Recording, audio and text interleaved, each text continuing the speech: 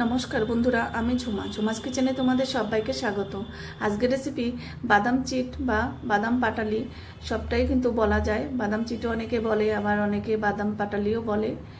এবার দেখো, আমি বাদাম নিয়েছি কিছুটা, 500 মতন। এবার বাদামগুলোকে আগে কড়াইয়ে ভেজে নেব।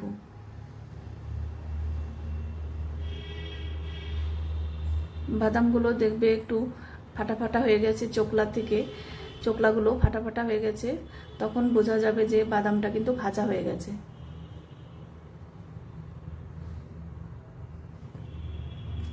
এবার দেখো, একটা থালায় ঢেলে নিচ্ছি। ঢেলে নিয়ে একটু ঠান্ডা করে তারপরে চোকলাগুলোকে ছাড়াতে হবে।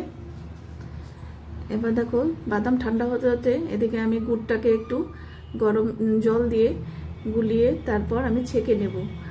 আখের গুড়ে কিন্তু ভীষণ নোংরা টোংরা থাকে, সব গুড়েই নোংরা থাকে, চেলে নিলে ভীষণ ভালো হবে।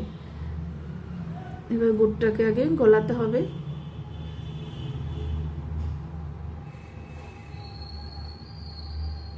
এখানে 500 গুড় আছে। এবার দেখো, আমি একটা চাকনি সাহায্যে ছেঁকে নিচ্ছি।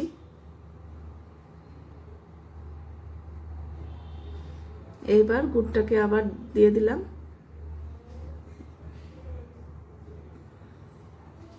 এবার বাদামগুলোকে দেখো ছাড়িয়ে নিয়েছি।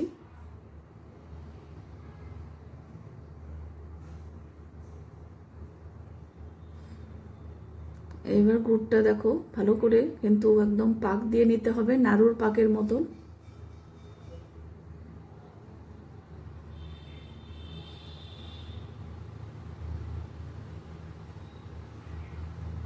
এবার একটা বাটির মধ্যে আমি দিয়ে দেখছি, দেখো বাটির মধ্যে জল দিয়ে যদি একদম নাড়ুর পাকের মতন হয়ে যায়, দেখো একদম দলা দলা হয়ে গেছে, তাহলে কিন্তু বোঝা যাবে যে পাকটা হয়ে গেছে।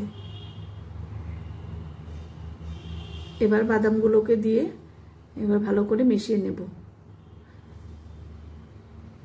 গ্যাসের ফ্লেমটা কিন্তু অফ করে দিয়েছি।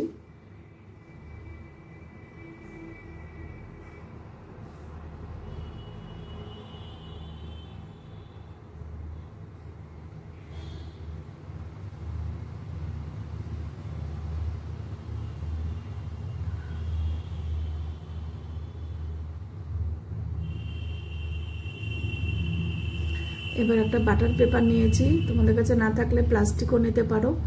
এবার বেলনা চাটকির মধ্যে রেখে তেল মেখে নিয়েছি।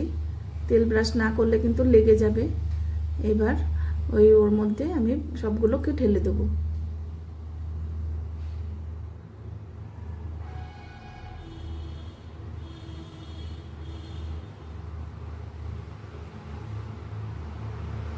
এবার খুব ভালো করে হাত দিয়ে একটু ঠান্ডা হওয়ার পর হাত দিয়ে একদম করে দিয়েছি, সমান করে দিয়েছি। এবার বাটার পেপারটা উপর দিয়ে ঢেকে দিলাম। এবার বেলনা দিয়ে একটু বেলে দেব যাতে সমান হয়। তোমাদের যদি এই রেসিপি ভালো লাগে অবশ্যই একবার হলেও করো, দেখবে ঘরে করার কিন্তু মজাটাই আলাদা। সবসময় কিন্তু দোকানে যে কিনে খাওয়া সম্ভব হয় না। একটু কাট লাগিয়ে নিতে হবে, কাট লাগালে দেখবে তখন পরে কিন্তু ভাঙতে সুবিধা হবে, না হলে বেঁকেভাবে ভেঙে যাবে, দেখতে সুন্দর লাগবে না। তোমরা যদি ইউটিউব থেকে দেখো তাহলে চ্যানেলটিকে সাবস্ক্রাইব করে রেখো, আর ফেসবুক থেকে দেখলে পেজটাকে ফলো করো। তাহলে আমি যখনই যা নিত্য নতুন ভিডিও ছাড়বো তোমাদের কিন্তু পেতে একদমই অসুবিধা হবে না, সঙ্গে সঙ্গেই তোমাদের কাছে পৌঁছে যাবে।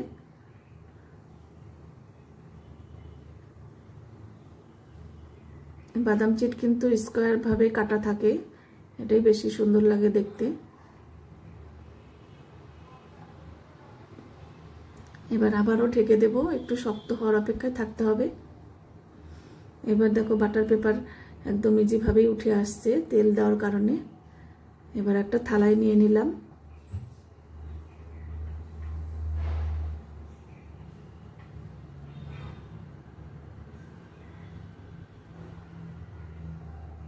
এবার দেখো কেটে নিচ্ছি। দেখো কাট লাগানো ছিল, সেই জন্য খুব সহজভাবে কিন্তু কাটা গেল।